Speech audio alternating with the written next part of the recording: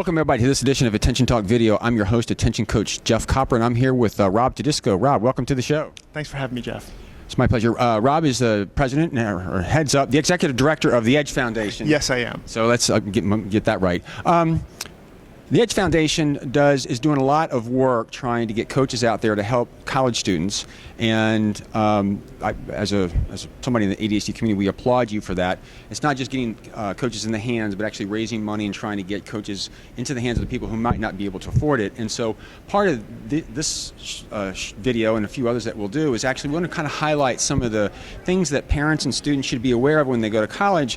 And one of them, some of these things are very, very subtle, and it's kind of helpful if you know them in advance. And one of those is when your adolescent turns 18, they're an adult at that point in time, and you're out of the communications loop, and that goes to colleges as well. Can you speak to that? Sure. Under the Family Education Rights and Privacy Act, once a student goes on to post-secondary education or college, or they turn 18, they own the right to their own information at school, and their parents do not have access to that. In fact, the school cannot divulge that information to parents.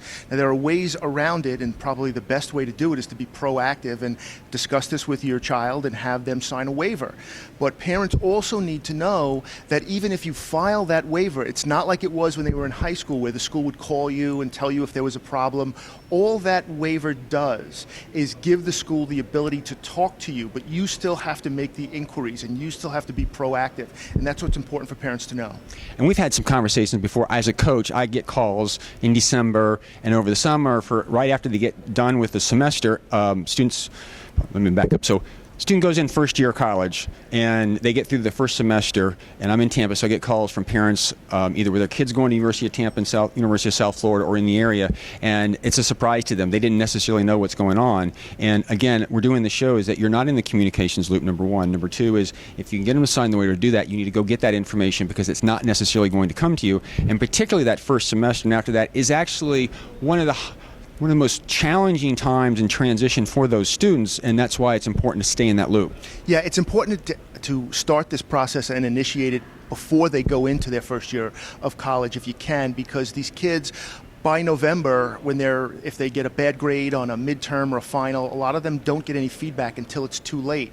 And you don't want to play catch up at that point because that whole semester could be gone. So it's really important to proactively go in and understanding what your roles are. Have that conversation with your son or daughter. Understand what your role is going to be. And even if they say no, at least you're not shocked when you go to make an inquiry and you find out during a crisis that you can't get any information. Again, like I say a lot, Jeff, this is not going to necessarily eliminate all of the problems, but it can really mean the difference between being chased through a minefield blindfolded versus walking through with a map in your hand. So at least you know what you're up against. I love that, the minefield analogy. It's always really good. For our viewers out there, if you want to learn more about Rob and the Edge Foundation, just go to edgefoundation.org. That is correct, yes. Well, Rob, thank you very much for coming on the show. Thank you for having me.